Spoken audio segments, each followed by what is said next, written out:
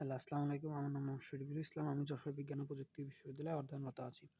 আজকে আমরা নিউটনের বলবিদ্যার অধ্যায়ের কিছু টপিক হাই ভোল্টেজ টাইপের কিছু টপিক আমরা জিএসটির জন্য পড়বো, যেগুলা খুবই ইম্পর্টেন্ট। যেমন প্রথমে আমরা শুরু করছি বলের ঘাত থেকে, যা প্রায় আসে জিএসটি ৩-৪ বছর যখন থেকে জিএসটি শুরু হয়েছে তখন থেকেই প্রায় চলে আসছে এই টাইপের কোয়েশ্চেনগুলা। তো ফার্স্টলি আমরা জানবো যে বলের ঘাত কি। বলের ঘাত হচ্ছে যে is equal to F into T, অর্থাৎ হচ্ছে ভর গুণন সময়। আর এর একক হচ্ছে K G per metre, K G metre per second, এবং মাত্রা হচ্ছে এমএল পার টি।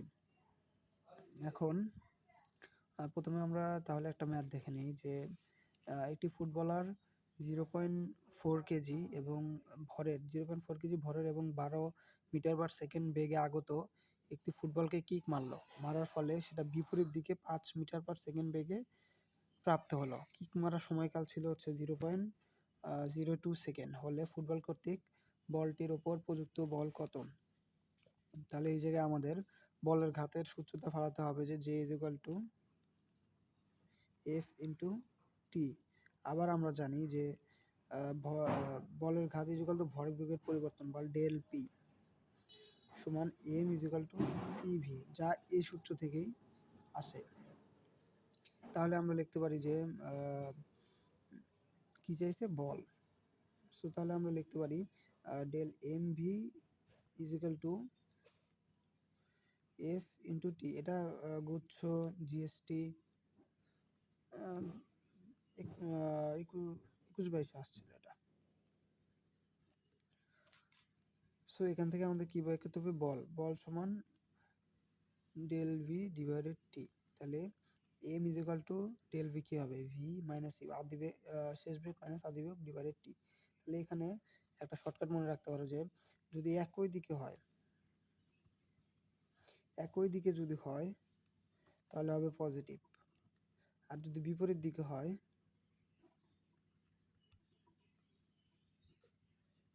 তাহলে হবে নেগেটিভ। অর্থাৎ এই যে আমরা তোমার কি বলছে যে 12 মিটার পার সেকেন্ড বেগে আগত একটি ফুটবলকে কিক মারার পর সেটা বিপরীত দিকে সে ফুটবলটা বেগ প্রাপ্ত হয়েছে। তাহলে বিপরীত দিকে যেহেতু গেছে, সেটা শর্টকাটে মনে রাখার জন্য মাইনাস বসাতে হবে। তাহলে M is equal to V কত পাইছি আমরা? 12, আর এই যে এটা মাইনাস আর এই যে মাইনাস, এই দুই মাইনাস মিলে প্লাস হয়ে 5 তৈরি হবে, আর ডিভাইডেড কত আসছে? 0.02। সো 0.02 হবে। তাহলে ভর কত? 0.4 কেজি ইন্টু 5, 6, 7, 17 ডিভাইডেড 0.02। তাহলে এটা যদি আমরা হিসাব করি তাহলে আসবে, তো এটা যদি হালকা ক্যালকুলেশন করি তাহলে আমাদের দেখা যাবে যে 4 ডিভাইডেড 10 ইজ ইকুয়াল টু এই যে 17 আছে, নিচে 2, আর এই যে 0.02 এটাকে আমরা দেখতে পারি 2 ডিভাইডেড 100। তাহলে 2 নিচে থাকবে আর উপরে 100 যাবে। তাহলে এই 10 আর এই 100 10 থাকে, মানে 2 থাকে, অর্থাৎ 340 নিউটন। তো ফার্স্ট কোশ্চেন আমাদের সলভ। আর এই জায়গায় আমাদের কিছু ভুল হয়েছে, এখানে একই দিকে হলে হবে মাইনাস, আর যদি বিপরীত দিকে হয় তাহলে হবে প্লাস। যেহেতু এখানে বিপরীত দিকে বলছে তো ভিতরে প্লাস আসবে, আর যদি একই দিকে বলতো শুধু মাইনাস হতো। সো এটা সহজেই এভাবে বের করা যাবে। নেক্সট কোশ্চেনে বলছে যে সমান্তরাল সমবায়ে যুক্ত 4টি তামার তারের সাহায্যে 6 কেজি ভরের একটি বস্তুকে খাড়া উপরের দিকে 2 মিটার পার সেকেন্ডে সমবেগে টানা হলে প্রতিটি তারে কত নিউটন পড়বে? তাহলে এটা চিত্র আমরা যদি এভাবে আঁকাই যে উপরের দিকে এফ বলে উপরে যাচ্ছে, আর নিচে হচ্ছে তোমার না, এফ বলে না, এখানে টি হবে কারণ টান বল। এফ বলই টান বল। সেখানে সমান্তরাল 4টা তামার তার দিয়ে 6 কেজি ওজনের 6 কেজি ওজনের একটা ভরকে উপরের দিকে টানা হচ্ছে। তাহলে এখানে যদি টান ফোর্স হয়, জানি আমরা টান ফোর্স বা টান বল সম্পর্কে আমরা জানি যে কয়টার সাথে যুক্ত হবে সেই কয়টা অনুযায়ী সেটা সমানভাবে স্প্লিট হয়ে যাবে। তাহলে এই জায়গায় যেহেতু 4টা রশ্মি, তাহলে টি সমান আমরা কি জানি? এমজি। যেহেতু উপর দিকে নিয়ে এসেছে, নিচের দিকে কোনো বল নেই, সো এখানে শুধু এমজি কাজ করবে, এবং নিচে 4টা যেহেতু ভাবে যুক্ত আছে, সো নিচে 4 দিয়ে ভাগ হবে। তাহলে এম পেয়েছি 6 কেজি, 9.8 ডিভাইডেড 4। সো এটা হ্যান্ড ক্যালকুলেশন আমরা কীভাবে করবো, এটা ইজিলি যে আমরা এটাকে কাটতে পারি 3 দিয়ে, এটাকে 2 দিয়ে, তাহলে এখানে আসছে হলে আবার এই 2 দিয়ে 9.8কে আমরা কাটতে পারি 4.9 দিয়ে, তো এটাকে গুণ করলেই 7.8 নিউটন। এখন এখানে যদি বলতো যে সমান্তরাল যদি না বলে, যদি এখানে শ্রেণীতে বলতো যে এই চারটাই শ্রেণীতে আছে, তাহলে কি হবে? শ্রেণীতে যেহেতু আছে তাহলে টার্ন ফোর্সের ক্ষেত্রে সেটা স্প্লিট হবে না, সেটা এক তারের মাধ্যমেই হবে। এখানে যেহেতু চারটা বলা হয়েছে, সো এখানে বলটা 4 ভাগে ভাগ হয়ে গেছে। কিন্তু যদি এটাকে যদি একটা মানে একটার সাথে আরেকটা যদি যুক্ত অবস্থায় থাকতো, তাহলে কিন্তু এরকম দেখা যেত, এই জায়গায় 6 কেজি থাকতো, তখন টি সমান এমজি হতো শুধু। তাহলে কত আসতো? A6 গুণন 9.8, এখানে অ্যান্সার যা হয় তা আসতো। সো বুঝতে পারছো। এখন নেক্সট ইম্পর্টেন্ট, সবচেয়ে ইম্পর্টেন্ট টপিক, এগুলো সব জিএসটির কোশ্চেন। জিএসটির এটা 22-23-এর, আর এটা জিএসটির 23-24-এর। তো দেখো যে গাছ থেকে একটা গাছ আছে, এই জায়গায় ধরো একটা গাছ আঁকতে পারি না ভালো। সো গাছ থেকে 0.5 কেজি ভরের ভরের একটি আম খাড়া নিচের দিকে পড়ছে। এই জায়গা থেকে একটা আম খাড়া নিচের দিকে পড়ছে, এবং এটার বাতাসের বাধা হচ্ছে 2.4 নিউটন এফকে। তাহলে বলছে আমটির ত্বরণ কত? এটা এই টপিকের বেলায় একটা সহজ সূত্রের মাধ্যমে সব অঙ্ক ইজিলি সলভ করা যায়। যেরকম এটা হচ্ছে, এটা শর্টকাট হচ্ছে তোমার ওজন মাইনাস বাধা ইকুয়াল টু এফ এ। অর্থাৎ নিচের দিকে হচ্ছে ডাব্লু কাজ করছে আর উপরের দিকে এফ কে।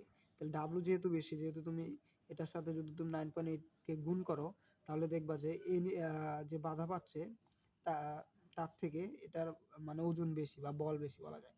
সো যার কারণে এটা ডাব্লু মাইনাস এফ কে হবে, এবং এম এ যেটা নিচের দিকে পড়ছে, নিচের দিকে যেহেতু পড়ছে, তাহলে M F sorry F M A sorry M A হবে, এফ না এম এ, নিচে বলে পড়ছে। তাহলে ওজন কত? এমজি, আর বাধা তো এফ কে দেওয়া আছে, আর এম এ। তাহলে এখানে এ যদি বাই করতে হয়, তাহলে A equal to MG minus F কে ডিভাইডেড হচ্ছে এম। তাহলে এখানে এম কত? 0.5 ইন্টু 9.8 মাইনাস 2.4 ডিভাইডেড হচ্ছে 0.5। এখন এটাকে যদি ভাগ দাও, এটা এখানে দেখাই, এটাকে যদি তুমি ভাগ দাও, তাহলে হাফ, 0.5 মানে হাফ, তাহলে 9.8কে ভাগ করলে 4.9 মাইনাস 2.4 ডিভাইডেড 0.5, হাফ, আবার 2 গুণ হবে। তাহলে এখান থেকে যদি বিয়োগ যায়, 4.9 থেকে 2.4 যদি বিয়োগ যায়, তাহলে 2.5 আসবে।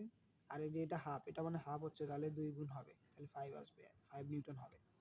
বুঝছো? এটা আবার বোঝাই যে একটা গাছ আছে, এটা অল ক্ষেত্রে এখানে অন্য কিছু দিতে পারে, যে একটা পাথর উপর থেকে নিচে পড়ছে, বাতাসে বাধা এত আছে, তাহলে সেটার ত্বরণ কত বা সেটার বল কত, সেটা কত বলে নিচে পড়ছে।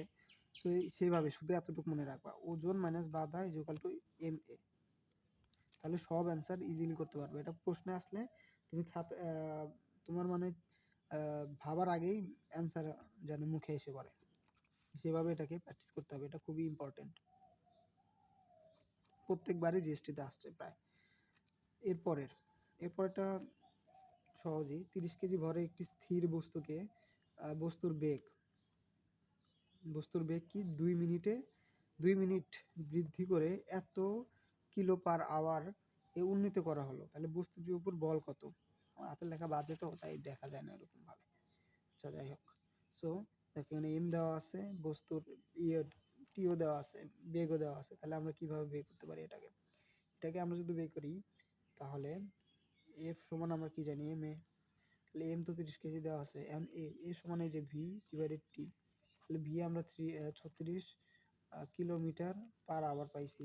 তাহলে এটাকে যদি 3.6 দ্বারা ভাগ দেই, তাহলে 10 আসবে, কিলোমিটার পার আওয়ার 10 আসবে। সো 30 ইন্টু 10 ডিভাইডেড, এখন 2 মিনিটকে সেকেন্ডে নিতে হবে, তাহলে কত 60, 60 গুণন 2 সমান 120। তাহলে এই শূন্য কাটে, তাহলে 3 10 30/12। তো এটা তোমার কত জানি, 12 দুগুণে 24, তাহলে 2 আর 24 থেকে 30 বাদ গেলে 6, তাহলে শূন্য নিলাম 60, 5 বরং 60, এত নিউটন। ইজিলি এটা সহজে করতে পারবো। নেক্সট, এখন পরেরটাও সহজ, দেখো 100 নিউটন বল, এগুলো কিন্তু জিএসটিতে আসছে। তো এর পরেরটা, 100 নিউটন বল একটি বস্তু 100 নিউটন বল একটি বস্তুর উপর 5 সেকেন্ড ধরে ক্রিয়া করে, তাহলে বস্তুটি ভরবেগের পরিবর্তন কত? তাহলে এই জায়গায় আমরা বলের ঘাতটা দিতে পারি, যেমন বলের ঘাতের সম্পর্কে কি, বলের ঘাত ইকুয়াল টু ভরবেগের পরিবর্তন। তাহলে বলের ঘাত ইকুয়াল টু ভরবেগের পরিবর্তন, তাহলে J equal to del P. তাহলে ইকুয়াল টু এই জায়গায় আবার আমরা জানি কি ডেল পি সমান এফ টি, যেহেতু এই যে থেকে আমরা পাই J equal to F into T. তাহলে এফ বল কত আছে 100 নিউটন ইন্টু হচ্ছে 5 সেকেন্ড, তাহলে 500 newton, 500 KG per meter second, newton না, ভরবেগের পরিবর্তন KG per meter per second.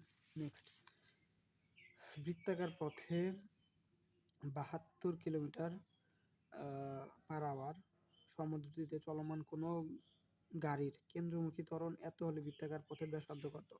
বৃত্তাকার পথের ব্যাসার্ধ বা বৃত্তাকার কোনো বৃত্তাকার কোনো পথের ব্যাসার্ধ, বৃত্তাকার ত্বরণ বেগ, এগুলা যখনই বলবে তখনই তোমার মাথায় এই সূত্র কাজ করা লাগবে, সমান ভি স্কোয়ার ডিভাইডেড আর। যে এই যেটা আছে অ্যাক্ট সমান এসি, ভিতরে ত্বরণ কাজ করতেছে ভি স্কোয়ার ডিভাইডেড আর। তাহলে সহজে আমরা পারবো কিভাবে, যে আর বের করতে হবে, আর সমান ভি স্কোয়ার ডিভাইডেড এসি।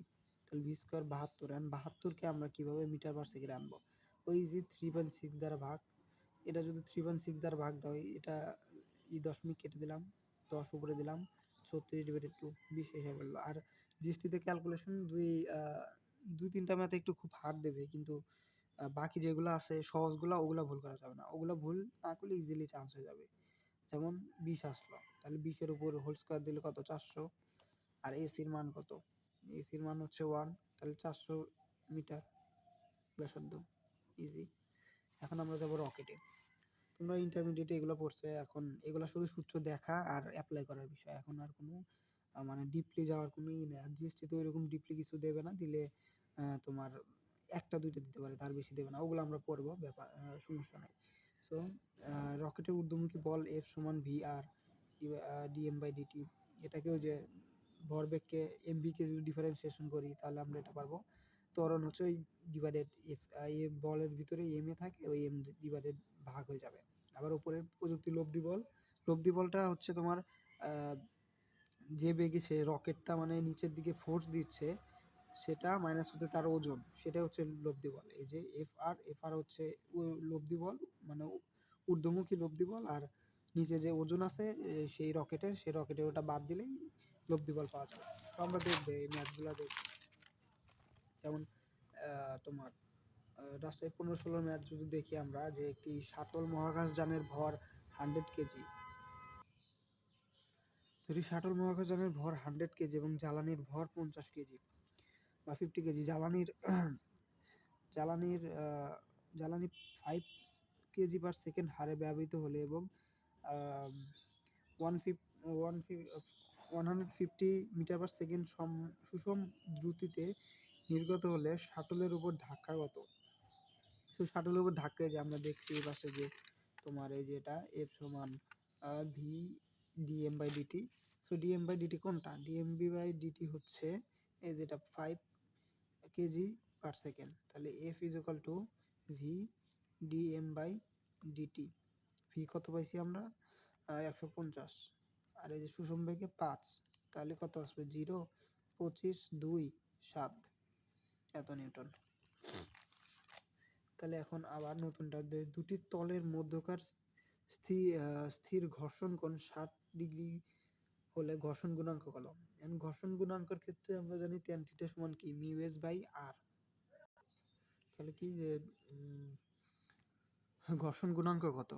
আমরা জানি কি tan থিটা ইকুয়াল টু হচ্ছে মিউ এস। তাহলে মিউ এস ঘর্ষণ গুণাঙ্ক tan থিটা কত 60 ডিগ্রি, tan 60 এর মান কত? tan 60 ডিগ্রির মান হচ্ছে √3। এটাও গেল। এখন হচ্ছে পরেরটা, যে বলছে যদি 5 কেজি ভরের একটি বন্দুক হতে 20 গ্রাম ভরের একটি গুলি 1000 কেজি পার মিটার সেকেন্ড বেগে ছোড়া হয় তবে বন্দুকের বেগ কত? তাহলে বন্দুকের বেগের ক্ষেত্রে আমরা একটা সূত্র জানি। বন্দুকের বেগ ক্ষেত্রে সেটা হচ্ছে বন্দুকের বেগ না, সরি, এটা বন্দুকের পশ্চাৎ বেগ।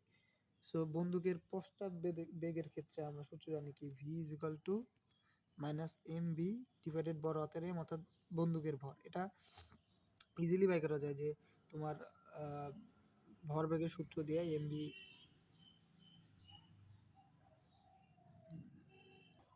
ইজিলি বের করা যায়। যেমন এই যে যখন সেটা স্থির থাকে তখন এম ভি প্লাস হচ্ছে বন্দুকের ভিতরে যে গুলিটা থাকে সেই গুলিটা দুইটা যোগফল হয় 0, কিন্তু যখন সেটা চালানো হয় তখন যখন সেটা মানে চালানো হয় তখন যদি বন্দুকের বেগ পশ্চাৎ বেগ যদি মাপা হয় তাহলে এটা এই পাশে যায়, যার কারণে ওই পাশে যাওয়ার কারণে V is equal to minus ছোট হাতের এম ছোট হাতের ভি ডিভাইডেড হচ্ছে এম। তাহলে এখানে বসাই আমরা V is equal to minus ছোট হাতের এম, অর্থাৎ হচ্ছে 20।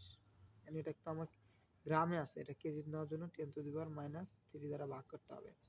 আবার ইন্টু ছোট হাতের ভি 1000 ডিভাইডেড হচ্ছে বড় হাতের এম 5। তাহলে দেখো এখানে 10⁻³ অর্থাৎ 1/10⁻³